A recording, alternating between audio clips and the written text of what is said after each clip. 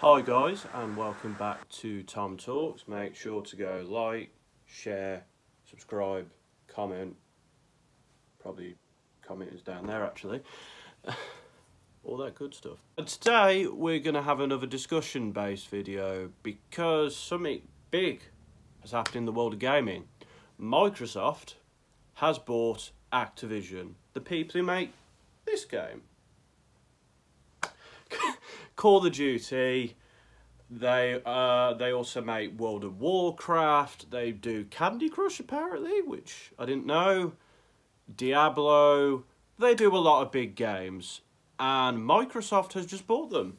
Now this comes, I think it's been about a year where after Microsoft bought Bethesda, another big third-party publisher, and it got me thinking, what does this mean for people who play PlayStation?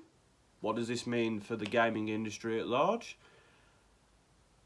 And how is this going to affect the future of games being developed? So, first of all, how is it going to affect people who play PlayStation? Now, according to recent statistics, the PS5 is outselling the Xbox. I think I've seen various sources, but they're probably not 100% accurate, but one of them stated that the PS5 has sold about 15 million, whereas the Xbox Series X has sold 9 million. So it's close. It's a lot closer than the last one console race, and that's probably partially due to the lack of consoles, especially with the PS5. That was very difficult to get.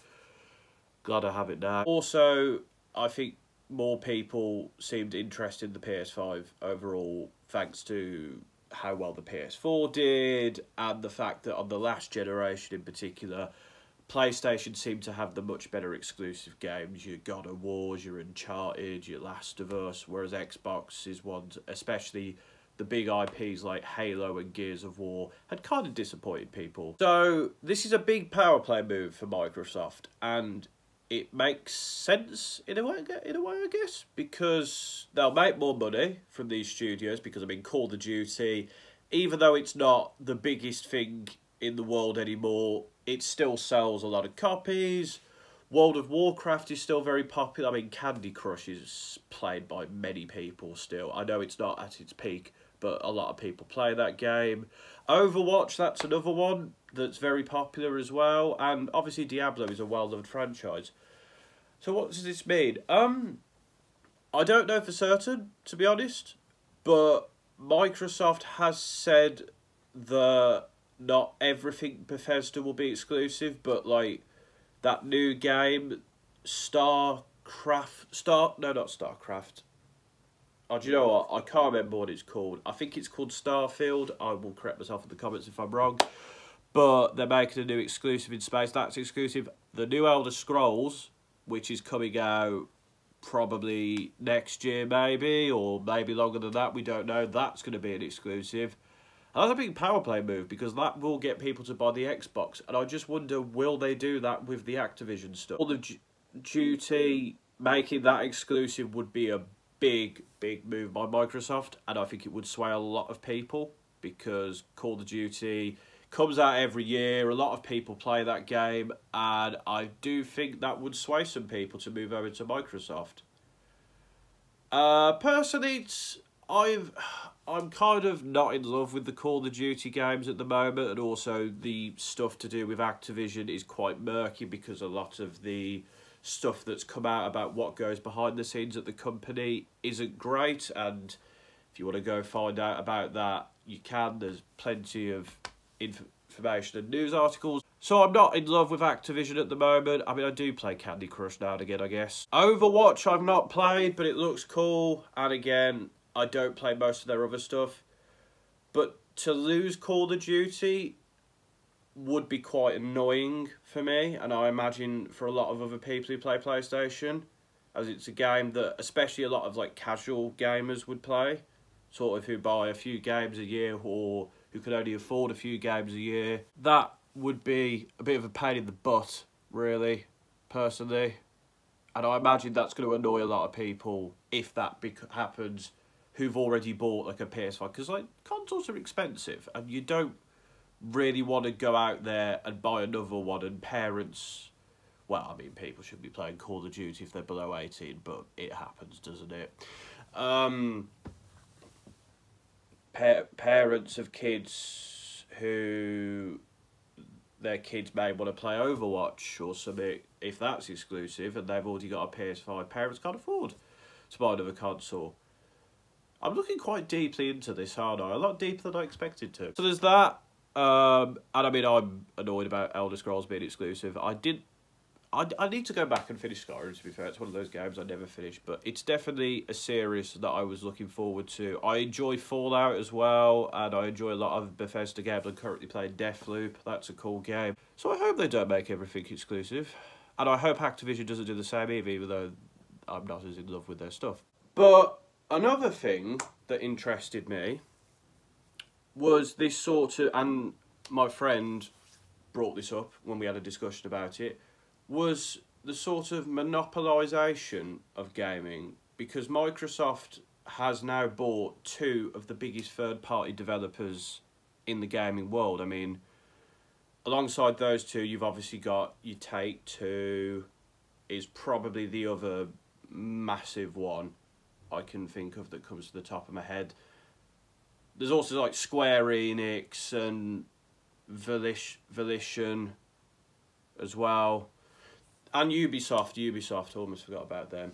So there's obviously, those are like the big ones. And I know in the past Sony tried to buy Take-Two, and if they made like GTA exclusive, I think that would also not be fair on Xbox players. So you're going to come at me and go, oh, but what if Sony did it? If Sony did it, it would be dickish as well. The question is Microsoft trying to do a sort of Disney on the video game industry? Because as we know, Disney has a monopolisation over a lot of things. It owns Star Wars, it owns Marvel, National Geographic. It's bought Fox now as well. And I think there's a rule that means it can only have one TV channel in America, so it owns ABC. But I mean, while it doesn't own the Fox TV channel, Disney still owns that corporation, so to speak. And they do sort of have a monopolisation over the movie industry as a result of that. And I imagine it's very difficult for like other companies to compete with Disney, because they have a lot of money and they own, like I said, they own Star Wars and Marvel, the two of the biggest franchises in movie history. They own all the Fox stuff now. They own Avatar, the biggest film in movie history, that franchise. And even on TV, they own the Marvel TV shows, the Star Wars TV shows, The Simpsons. I mean, I know The Simpsons is kind of meh now, but it still draws an audience. And like Family Guy, American Dad, they own a lot.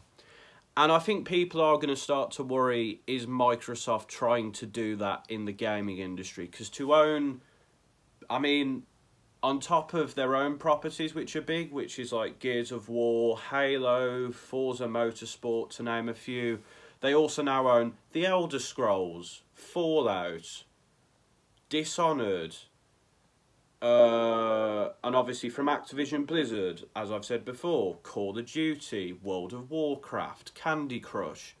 They own some big franchises now, and they're gonna have a lot more money coming their way, and they're gonna be bringing a lot more people over to the Xbox Series X as a result of it. I don't think it's a good idea for one company to have like a monopoly over how a certain industry dictates, because I think it ruins creativity. I think it's an unfair advantage monetarily and creatively speaking, and from a staff point of view. I don't think it's good. I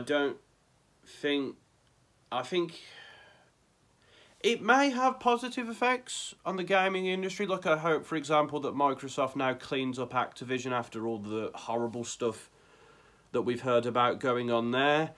But at the same time, it's like, how are the other studios going to deal with it? Are they going to be able to compete as much? Like, are they going to be able to create new IPs that are going to sell well enough to warrant sequels, or, you know, that sort of thing? So I do think that's a bit of a worry. I feel like that will affect the future of how games are developed now, because it's going to be more difficult, I think, for third-party studios to compete with, like, Microsoft. I mean, it's going to be more difficult for, like, Sony, for example. I mean, Sony obviously has some big game franchises. It's, like I said, God of War, The Last of Us, Uncharted, Gran Turismo, Ratchet and Clank. But Sony doesn't own these third-party titles, really. I mean, I think Metal Gear Solid back in the day was an example of one, but now that's well, Metal Gear is cross-platform now, although obviously Hideo Kojima doesn't make the game, so it's not the same anymore. But, and also for Nintendo, that's gonna hit them as well, because I mean, they're trying to diversify their sort of gamer base a bit as well, which is why on the newer consoles you have more adult games, which Elder Scrolls won't be on there anymore. Call of Duty might not be on there anymore. Again, this is all speculation. This may not happen, but it's just from what I've seen, what I think potentially could happen. That would hit them a bit, and Nintendo, I think, be less affected than Sony would, because I think the majority of people who go to Nintendo, they go for Mario, they go for Zelda, they go for Metroid, they go for Smash Brothers, they go for games like that. So I don't think Nintendo would be too hit, but I think they would have some negative effects from it as a result of, like, not being able to have those more adult games on the platform, which I think they are trying to diversify more into. But yeah, to summarise, this does worry me a bit, I'm not going to lie. I do think this could have a negative effect on, like, Sony, obviously, a little bit on Nintendo, but I think on gaming in general, and potentially the ability to get out good games from other studios. And yeah, am I worried? A little bit, because I don't want, like, Microsoft or Sony or Nintendo buying up or trying to monopolise the third-party studios to benefit them, because I think it's unfair on other people. Like, you know, I want to play the Elder Scrolls games. I want to play Fallout. Sony had bought Take-Two, I imagine, and they, like, for example, made GTA and Red Dead exclusive. I think that would be unfair on people at Microsoft. If, like, Nintendo bought somebody and did that, I think that would be unfair on the others. And I think it could potentially have a very negative effect on people who don't want to switch to Xbox, people who maybe can't afford an Xbox because they've already bought a PlayStation or a Switch. And I think it will have a negative impact on sort of the development of new IPs. I mean, yeah, that's another quick point. Are Microsoft going to be less likely to develop new IPs now because they have, like, these massive stuff like Elder Scrolls and Call of Duty? That's going to take up more time for them now, and they're going to push those more, and new IPs going to be pushed less. It's, yeah, it is a worry, I think. But let me know your thoughts.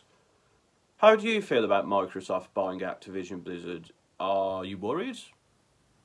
Do you think it's going to have a negative impact? Do you think it could have a positive impact? let me know your thoughts in the comments. And until next time, this has been another Tom Talks.